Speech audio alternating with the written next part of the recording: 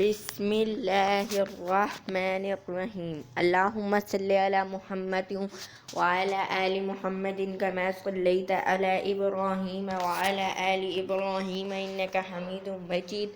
अल्लाहुम्मा बारिक अला मुहम्मदिन व अला आलि मुहम्मदिन कमा बारकता अला इब्राहीम व अला आलि इब्राहीम इन्नका हमीदुम मजीद। अस्सलामु अलैकुम। आज हम आपको पाकिस्तान के गवर्नर जनरल और प्रेसिडेंट्स यानी सदर के नाम और अरसा मुद्दत बताएंगे। तो पाकिस्तान के पहले जो थे वो गवर्नर जनरल थे वो थे मोहम्मद अली जिन्ना, मतलब कायद-ए-आज़म मोहम्मद अली जिन्ना बानिया पाकिस्तान।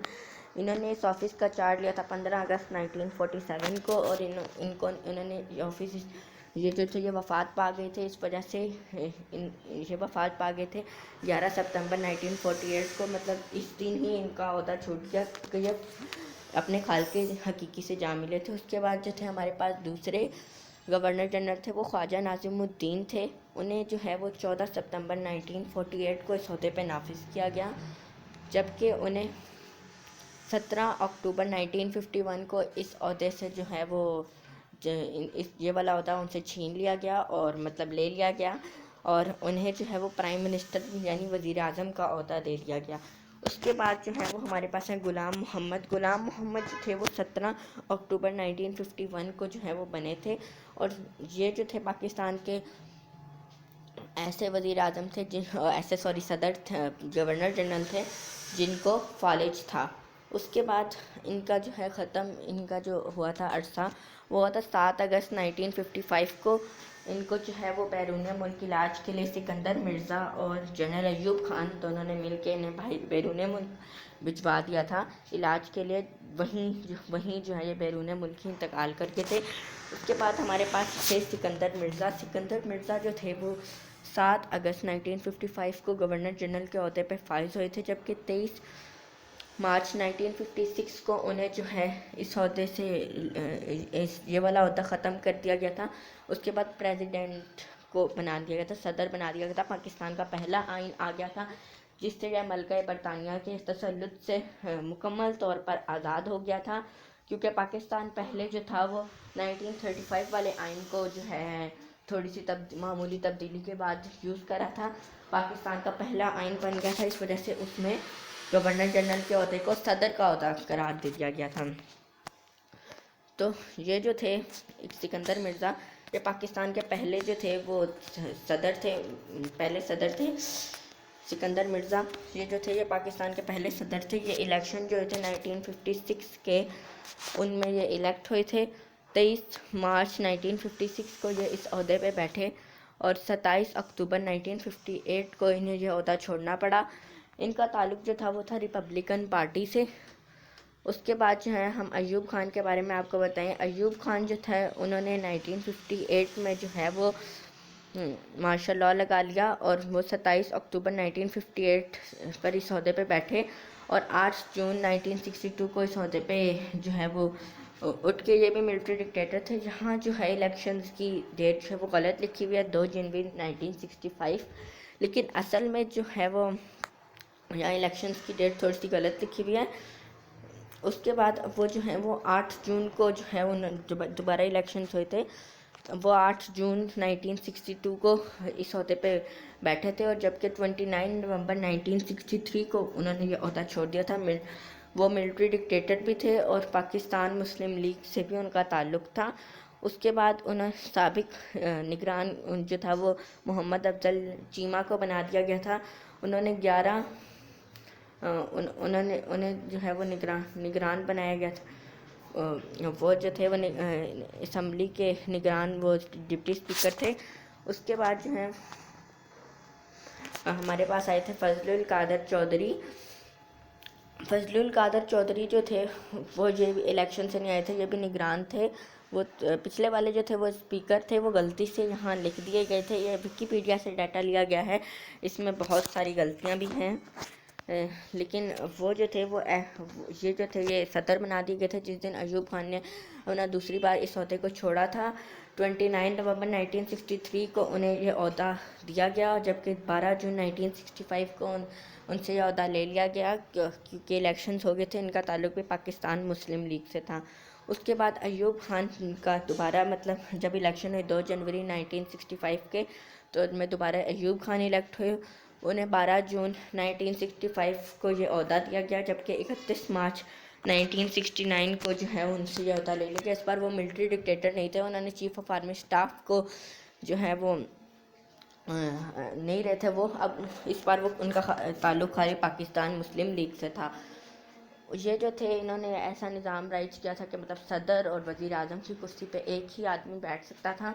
इनका थोड़ा दूसरी तरफ के ख़यालात थे इनके, और यही वो इन्होंने ही मादरे मिल्लत फ़ातिमा जिन्ना के ख़िलाफ़ भी इलेक्शन लड़े थे। उसके बाद जो है मार्शल लॉ नाफिज हो गया। मतलब अयूब खान ने ये वाला ओहदा याहिया खान को दे दिया था, चीफ ऑफ आर्मी स्टाफ का, और याहिया खान ने मार्शल लॉ लगा लिया। ये मिलिट्री डिक्टेटर थे, इस वजह से इलेक्शंस नहीं हुए थे कोई भी। ये 31 मार्च 1969 को ये बने थे, जबकि 20 दिसंबर 1971 को जो है इन्होंने ये ओहदा छोड़ा था। ये पाकिस्तान का सबसे कम तरीन अरसे का मार्शल लॉ था, और इसी मार्शल लॉ के दौरान पाकिस्तान 2 हिस्सों में तकसीम हो गया था। और अगर ये सदर चाहते तो संगीन हालात को जो वो कंट्रोल कर सकते थे, मगर ऐसा ना किया गया, जिसकी वजह से याहिया खान ने इन हालात पे कंट्रोल ना पा सके, जिसके बाद जो है वो पाकिस्तान 2 हिस्सों में बंट गया। उसके बाद जो है जुल्फ़िकार अली भुट्टो थे। इलेक्शन हुए थे 20 दिसंबर 1971 को, और 20 दिसंबर 1971 को ही ये इस ओहदे पे फायज हुए थे, जबकि 13 अगस्त 1973 तक ये जो है इस ओहदे पे रहे थे, सदर के ओहदे पे, क्योंकि उस वक्त सदर और वज़ीर आज़म एक ही हो सकता था, इस वजह से ये उस ओहदे पे फायज रहे थे। लेकिन उसके बाद इन्होंने पाकिस्तान का आइन बनाया था। जहाँ इन्होंने पाकिस्तान का आइन बनाया था और काफ़ी पाकिस्तान के लिए एटॉमिक प्रोग्राम शुरू किया था, वहीं इनका अहम किरदार जो था वो पाकिस्तान को डिवाइड करने में भी एक अहम किरदार था, क्योंकि बांग्लादेश की आबादी यानी ईस्ट पाकिस्तान, मशरक़ी पाकिस्तान की आबादी जो थी वो 56% थी, जबकि 44% आबादी जो थी वो हमारी यानी वेस्ट पाकिस्तान की थी। और ईस्ट पाकिस्तान से जो है वो सारी तकरीबन ज़्यादा नशिस्तें जो हैं शेख मुजीबुर रहमान जो अवामी लीग के सदर थे उन्हें मिली, और पाकिस्तान से तकरीबन सारी नशिस्तें जो हैं ये जुल्फ़िकार अली भुट्टो को मिली। लेकिन फिर भी जो है इस तरह जुल्फ़िकार अली भुट्टो को ज़्यादा नशिस्तें मिली, लेकिन उन्होंने इस बात को ना माने और जनरल याहिया के साथ मिल के जो है उन्हें नई हुकूमत करने दी। और यही मेन वजह ये भी बनी पाकिस्तान के डिवाइड होने में। और भी काफ़ी इश्यूज़ थे, लेकिन ये बहुत लंबी बहस है, इस पे कभी और बात करेंगे। अगर आप इस बहस पे बात करने चाहते हैं तो कमेंट करके हमें ज़रूर बताइएगा।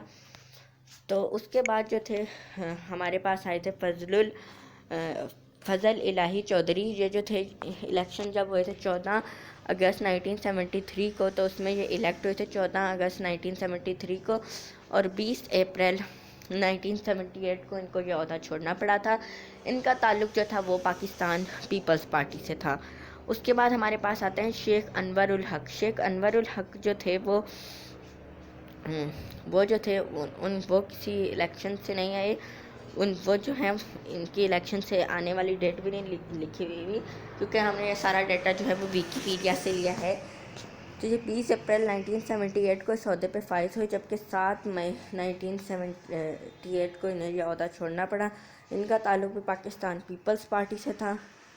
उसके बाद फ़ज़ल इलाही चौधरी दोबारा बने। फ़ज़ल इलाही चौधरी जो हैं उसके बाद जो है वो दोबारा बने। यहाँ इलेक्शंस की डेट दोबारा गलत लिखी हुई है।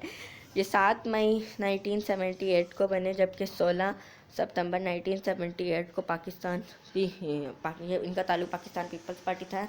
इनको ये ओहदा छोड़ना पड़ा। ये जो 2 वज़ीर आज़म आए, शेख अनवर उल हक और शेख फ़ज़ल इलाही चौधरी, दूसरी बार इन दोनों के बाद जो था पाकिस्तान में मार्शल लॉ नाफिज हो चुका था। पाकिस्तान में जो है मतलब मार्शल लॉ नाफिज हो चुका था। उसके बाद आए ज़ियाउल हक।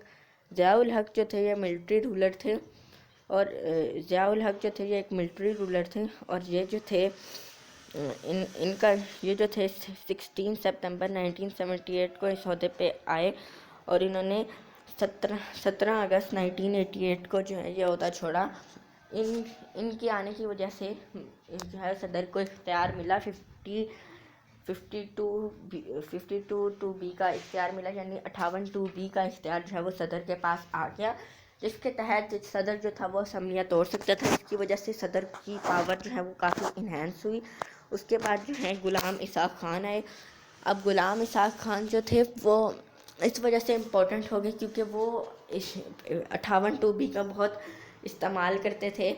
उन्होंने 2 हुकूमतें बरतरफ की, एक बेनज़ीर भुट्टो की और एक नवाज़ शरीफ की हुकूमत उन्होंने बरतरफ की। उन्होंने 2 हुकूमत बरतरफ की 52 यानी 58 की रोशनी से।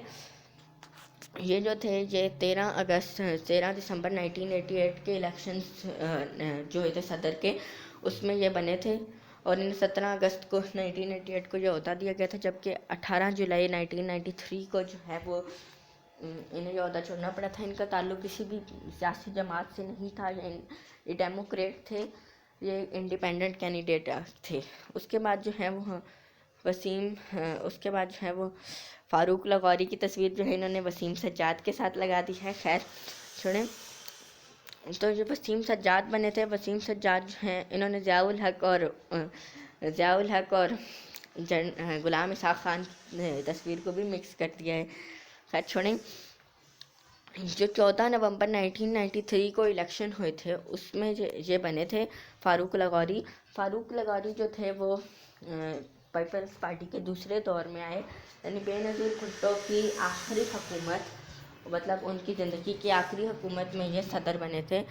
ये जो थे इलेक्शन जीत के 14 नवंबर 1993 को और 2 दिसंबर 1997 तक ये रहे।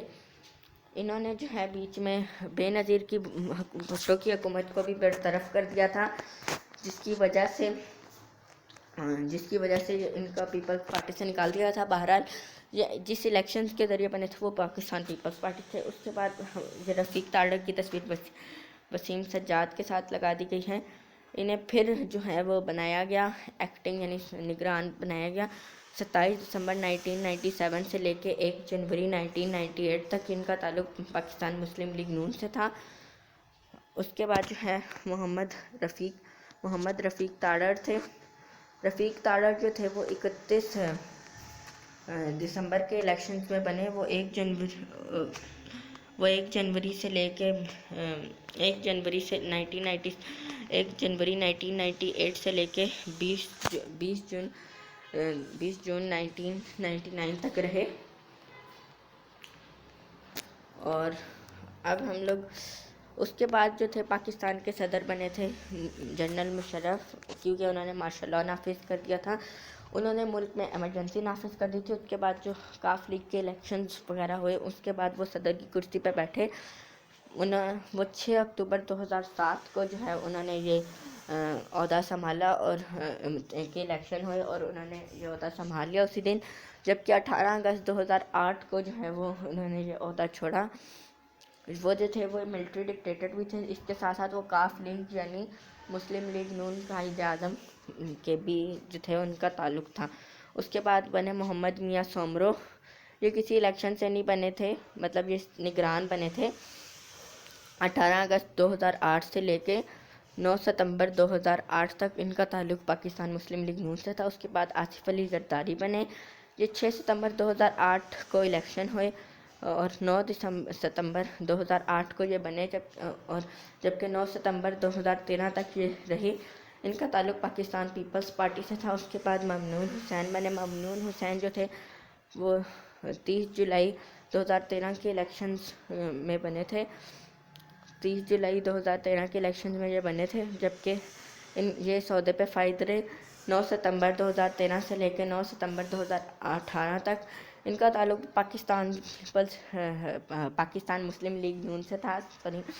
उसके बाद आरिफ अलवी बने, इनका ताल्लुक पाकिस्तान तहरीक इंसाफ से था। ये 4 सितंबर 2018 को के इलेक्शन में बने, जब 9 सितंबर 2018 को जो है इस ओहदे पे फाइज हो गए। और मुतवक्का ये है कि ये 9 सितंबर 2023 तक रहेंगे। अब हम अल्लाह हाफ़िज़। उम्मीद है आपको हमारी वीडियो अच्छी लगी होगी। हम आपसे थोड़े से माजरत ख्वाह भी हैं क्योंकि इस डाटा में थोड़ी सी अजीब रद्दोबदल, अजीब सी तब्दीली हुई थी। अल्लाह हाफ़िज़। अगर आपको वीडियो अच्छी लगी तो इसको लाइक ज़रूर कीजिएगा। ऐसी वीडियोस देखने के लिए हमारे चैनल को सब्सक्राइब कीजिए और बेल आइकन को भी हिट कर दीजिए।